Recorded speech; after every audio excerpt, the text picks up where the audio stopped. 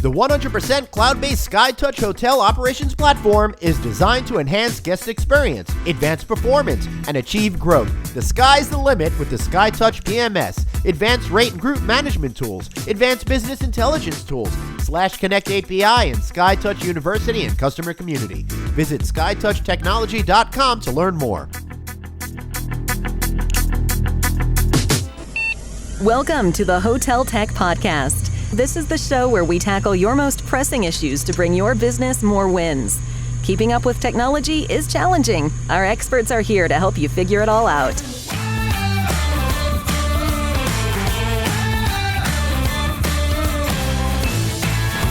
Here's your hosts, Glenn Hausman and Estella Hale. Hey everybody, Glenn Hausman here on the show floor at HITEC. And I know HITEC is over by the time you're hearing this, but I got to talk to so many great people today. In particular, Mr. Scot Campbell, who's serving as our president right now, HFTP. How are you, sir? Woohoo! HITEC, baby! Yeah, man. I got to tell you, there's something about this event that surprises me every year. I should be prepared, but every year I come here and I'm shocked by how many amazing parties there are, what a great community this is, what a happening this is every single year. What's it like being a part of this? It's crazy. It's absolutely crazy. And now being into the entertainment business, right? And I should say it's like these guys party a heck of a lot more than entertainment people do. So let me give you a little bit of branding. CTO of Live Nation, you've probably heard of them. They've kind of united the entire concert universe. I'm a New York guy, so I remember going to all the shows produced by Ron Delsner. Yeah, exactly. Exactly. So it's just crazy. I've been involved with HFTP. I think my first HITEC was maybe 25 years ago. Right. And I walked into a HITEC as a brand new IT guy, fresh out of the radio business, believe it or not. Got this weird job, and I was a product manager. And I have to be honest with you, I sat at my desk looking at the wall going, I have no idea what I'm doing or what I'm supposed to be doing. This is crazy. So you know how I feel right now during this conversation. There's that, exactly. So somebody said to me, I said, what can I do to increase my education here? I need to learn something or I'm going to wash out of this business quick. Yeah. So they said, you need to go to HITEC. And ironically, my first HITEC was in Minneapolis, Minnesota. Hey, that's where we are this week. Exactly. And I walk in the door and I walk into my first session and Scott Anderson, who was marketing for some big company at the time, I'll never forget him. I looked up there and I went, oh my God. I answered the question. I know how to do this now. Right. I groupied the guy. Right. At the end of the session, I stood there and waited in line so I could say hello to him, explain who I was. And he's like, well, let me help you. He walked me around the whole show. And he talked to me about what HFTP is and how to get involved in it and how to kind of navigate a HITEC show like this and really understand who all these suppliers and vendors are. And then he also showed me how to navigate where the parties are and how to get invited and how not to. So how not to get invited. Well, go to the party the previous year. here we are 25 years later, and I'm standing on the stage as the president introducing all these really famous people. I pinched myself. That's pretty amazing. But you've always really been involved in this organization, as long as I can remember for the length of my career and coming to HITEC. What is HFTP for folks that aren't really aware? What's its role with HITEC, and why is it such a great springboard for you as a professional? Well, first of all, I think HFTP is great because any association brings people together, right? And that's the whole concept of HFTP. How do we bring like-minded people together who are concerned with the same problems, trying to solve things that are maybe above their head, and find other people in the same industry who are willing to help or advise or maybe just say, hey, go over there. Look at that big red sign over there. Go over there and talk to those people. They'll fix it for you. And so the fact that we do HITECs now all over the world is amazing because we're reaching a whole new group of hospitality people. Right. You know, we were in Mallorca this year, and we're going to be in Dubai coming up next. That's pretty cool. We're thinking about what does Asia look like, and next year we'll be in San Antonio here in the U.S. Wow. So we move HITEC around as HFTP moves around and says, hey, look, come, enjoy, right? We don't make you join HFTP to come to HITEC. There's no reason for that. But what we want to do is offer you something that's a peer group that together we're stronger. Right. From a human standpoint, I love being involved with other people. I guess I'm a social animal or whatever, but I love being involved with other people. And what you do is you create these relationships that give you this strength to go be successful in your own business. Guess what? And all of hospitality is elevated at that point once we all get together and make it all happen. Yeah, it's yours. And, a lot of people that attend HITEC might not even know what HFTP is because it's really the branding of that has always kept a little bit on the quiet side, right? HITEC is really front and center this week in particular here in Minneapolis, but it's always been the centerpiece of great hospitality technology, a great venue for learning and all of that. So what are you feeling here on the show floor? What is this experience like for you in 2019? And how is it maybe a little bit different from where the roots of the organization came from? Well, I think that, we're all experiencing a whole new world, right? I think the world's turning upside down from a technology perspective, right? The things we realized that we wanted to do 5 years ago, they're off the plate. Right. We're moving on, right? Because if it's not on your phone or if it's not popping up on your Apple Watch or you don't have technology that's engaging people where they want to be engaged, you're left in the dirt here. So this gigantic evolution of technology in all industries, but specifically in hospitality, people have a whole new sense. You walk in and you're like, used to be like, okay, so, they have a TV. Right. That's cool. Oh, there's a phone.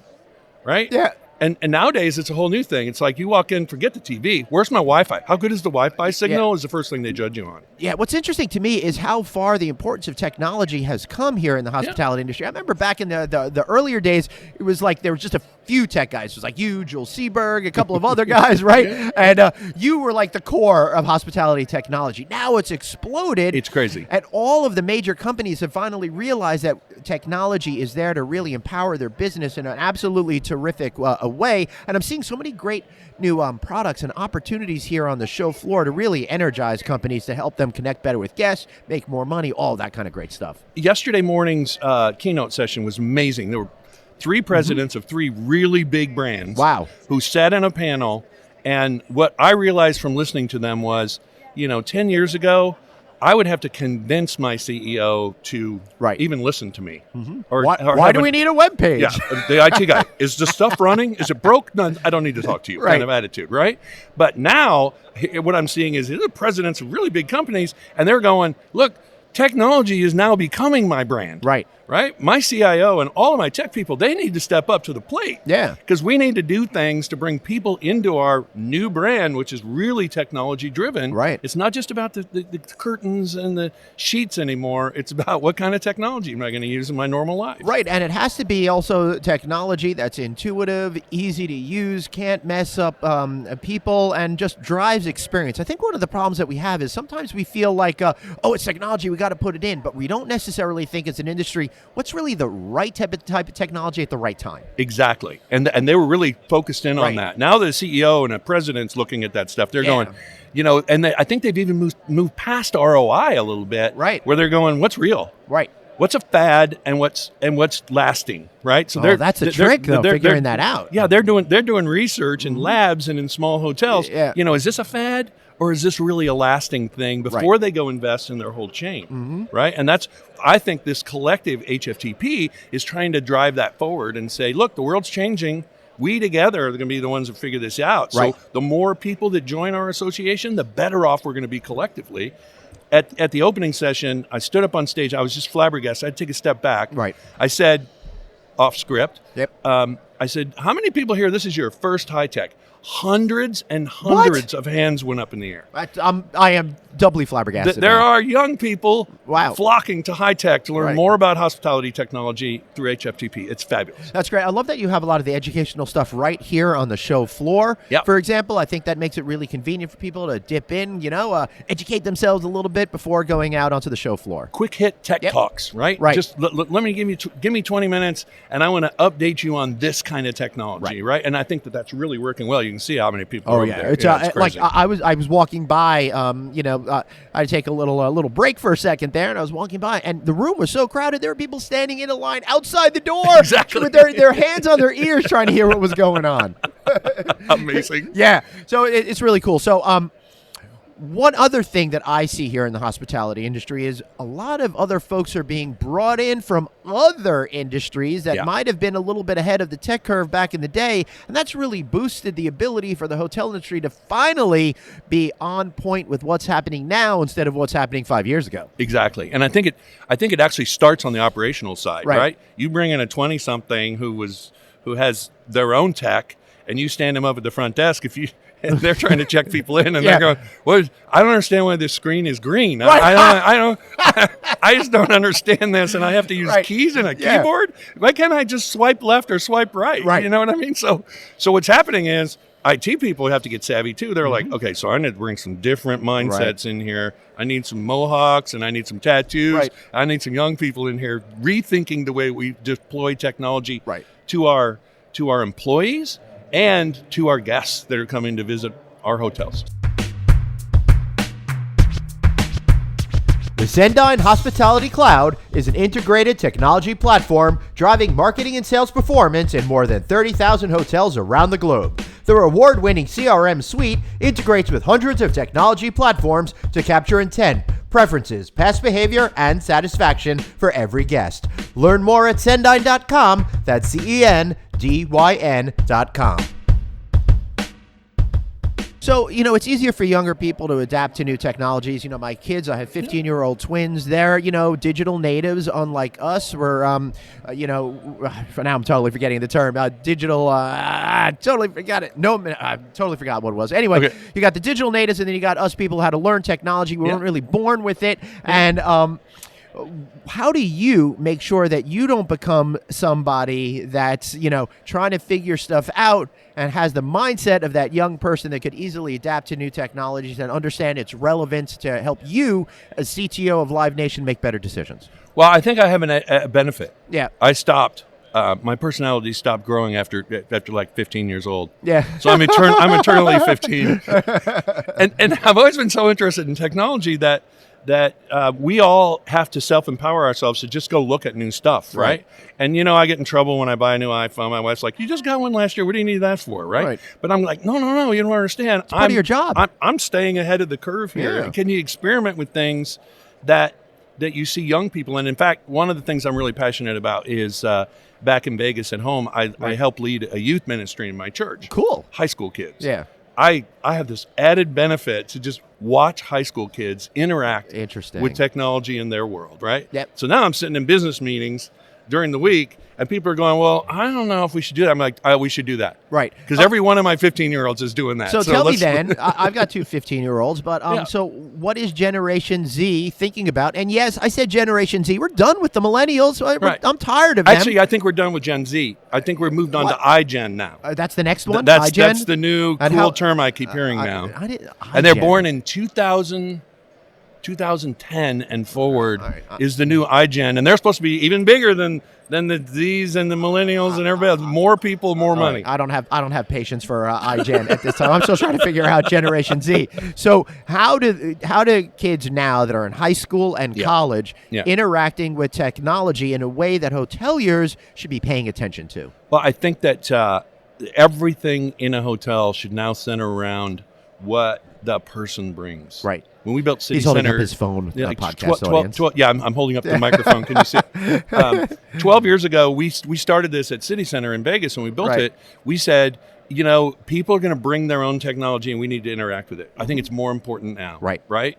Whether it's check-in or digital key, or when I get in my room, I'm just going to call up my podcast and play Glenn on the TV or on the stereo system in the room or whatever. Netflix, all those things, they're bringing that on their device. Right. And we just need a way for them to be able to consume it in the room. Right. So everyone is so focused then on that little computer that we have in our hands. Yep. How does that change for you, the way you think about the hotel industry, and also what you're doing over at Live Nation? I'm curious to see what, the concert universe thinks of all of this. Well, the concert universe, we're starting to embrace it big time, right? So one of the first things we started to do when I got there was adding really dense Wi-Fi and outdoor amphitheaters and enhancing our cellular coverage. What does 5G mean to us? We're already installing 5G antennas, looking for the future, even though there's only one phone that's out right now. More are coming. But 5G is going to revolutionize, again, this stupid device that people carry around with them and are addicted to. I'm sorry, I didn't hear you. I was looking at my phone. Right? But I mean, that's really how it is. That's true. Yeah. That's true.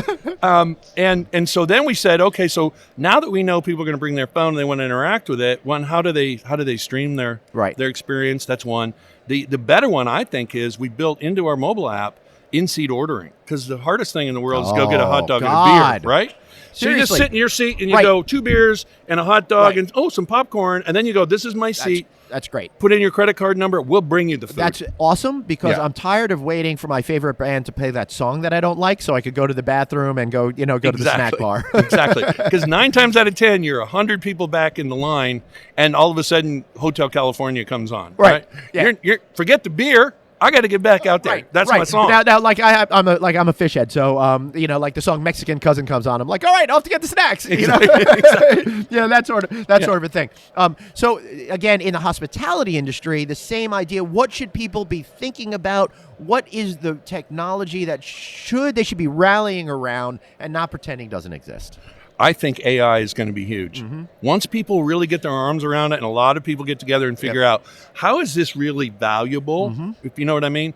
So when I walk into a hotel, I hope in the future, I'm standing there walking with my phone, can't see what I'm doing, I'm just looking at my phone, and all of a sudden AI images are popping up as I go by the spa or whatever with an offer, or hey, here's a restaurant menu as I'm walking through the hotel, or I get in my room, maybe it's a different presentation about how things come to me. And in my eternally distracted world of holding a phone in my hand, all of a sudden that distraction now becomes an opportunity. It becomes an opportunity for us to interact with our customers in a different way than we have before.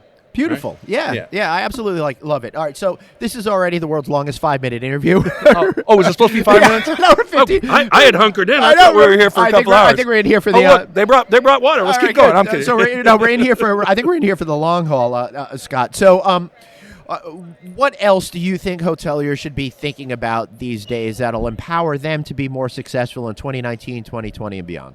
I think pre-trip is going to be huge also. Right. Again, we're talking about the customer journey, the whole notion of being where the customer is when they have that inspiration for the trip and then they get into that planning phase. Right. We all lose opportunities there. Right. It's been that way forever, but I think technology is coming along now that'll give us a chance to do that. Right.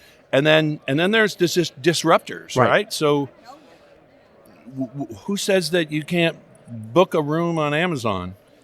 Right. And then buy some tennis shoes and a new iPod. All in one kind of shopping cart. And with AI all served up together, knowing that I'm going to want this hotel and therefore need that new stuff to enjoy the experience of my experiential vacation, right? Exactly. So, the Amazons and the Googles and all those people are starting to look at our industry and they're going, how do I enhance that pre-trip experience? How do I make it better to give you more information or more opportunities to come to a place like Minneapolis and go do stuff and have fun, right? So dropping Paisley Park tour stuff or anything else that you can find here and go water skiing in one of the trillion lakes or whatever in Minneapolis. Okay, so how does all of this stuff that you're talking about change the fact that hoteliers and the hotel companies keep preaching they want people to book direct, but there's more infiltrators coming in that are getting between the hotel and the customer that are making it harder for them to get the guests to come straight to the hotel. Yeah, and the secret sauce, why they're doing this, right? They're doing it because they want more information about you. They want to know you better. They want to know what your traits are, your habits are, so they can sell more stuff. Right, because Google knows me better than I know me. It certainly and the hotel does. companies want to as well. I think it certainly does. Amazon offers me stuff every day, right? Not necessarily everything I want, but that kind of pervasive engine is what hoteliers are looking for, but does it really mean that we have to do that ourselves? Or do we go out and make a deal with Amazon before they start selling rooms to go, hey, look, we'll be the first. We'll do this with you if you share the data, the demographic data back with us. Maybe that's the portal you're looking for, right? To rethink the way that you're thinking about this stuff and take advantage of these big monsters before they get here and decide that this is how they're going to do it. That's right. I think you made a great point. One of the phrases that I always like to say is rethink conventional thinking. Yeah. Just because everyone else is doing it and just because people think it's sacrosanct doesn't mean they're doing the right thing. Don't get stuck in this group think. If you have a great idea, you actually might be right. So how do you trust yourself that you're making the right decision when the giant wall of the cacophony of sound out there is telling you you're supposed to be doing it one way when you want to do it another? Well, when we built City Center, we decided that we were going to put really home automation in every room. Right. Everything was IoT in the day, I think that was a Control 4 Control system, 4. Right? I really love that system. And I love that, like, when I took a nap, it woke me up by turning on the TV and opening up the window shades. Curtains, exactly, exactly. So that was before IoT, but what we said was, we think this is great. It separates us. It gives us a brand recognition, a great thing, and we got that approved, and so we actually flew up to Salt Lake City, where Control 4 home office is, and said, we want you to be in the hotel business. And they were like, no, we do home automation. Right. They're here on the floor. Yeah, of course they are. They're going gangbusters in the hotel business. How many rooms was Aria? It was 5,000. Right. Yeah, exactly. And we also put it in the Mandarin Oriental at City Center, right? And it helped Mandarin think about how they do automation. Now they're in the Cosmopolitan. Now they're going across to the MGM. Vegas is becoming a Control 4 room kind of automation environment, and that was a risk. It was a huge risk that everybody that in my circle was going, dude, you're like betting your job on this, and I'm going, So there's another job when it comes along. It's worth the risk to do something different and to make a big splash. Yeah. A quick show note that Mandarin Oriental is now a Waldorf Astoria property. It is. So I don't want anyone to get confused out there. Used to be a Mandarin when we built it. Yeah, exactly. It was really, I love that. I love that hotel. Yeah, I think me too.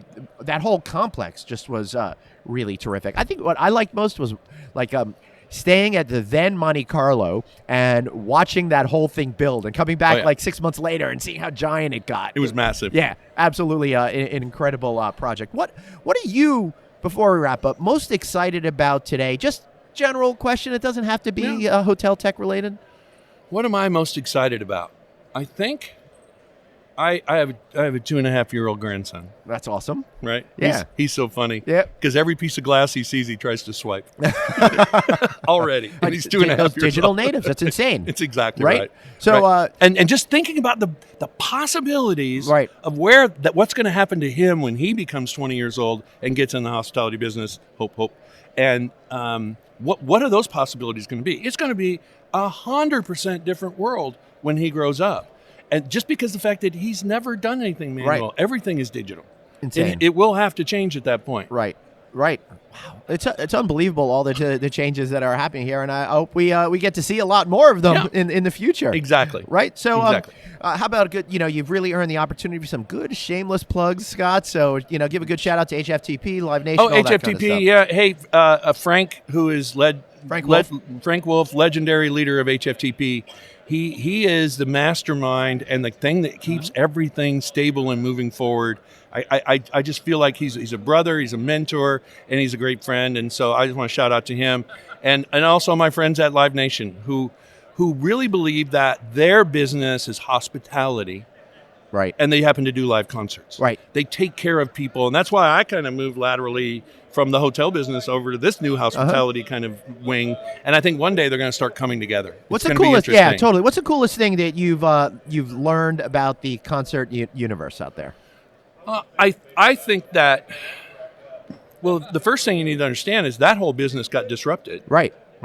So I didn't realize this until I got in the business, but in the old days, there were all these splits and a promoter and a this and a that. Well, nowadays, the band, that's their main source of revenue. Right, I know. Right? Yeah. So when you hear a band's coming to your town, that's how they make money. Right. And no longer on CDs, and Spotify's giving them a half cent a drop, right, or a play. So go see these bands. Yeah, right? And and I can't believe these bands are getting cuts on food, beverage, and all that kind of stuff now. Oh, yeah.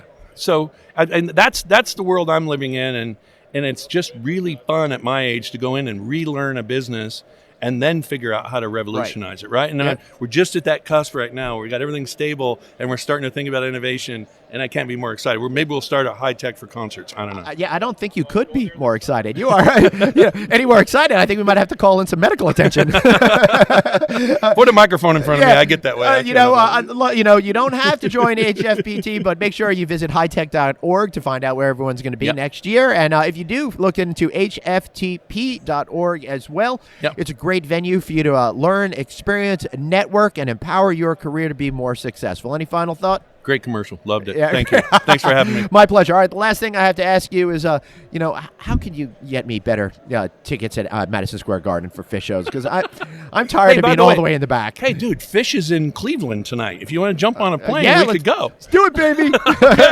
All right, I'll be back with another episode of the Hotel Tech Podcast. It is on, unless I decide to just quit this and go on tour with Fish. See you all guys later.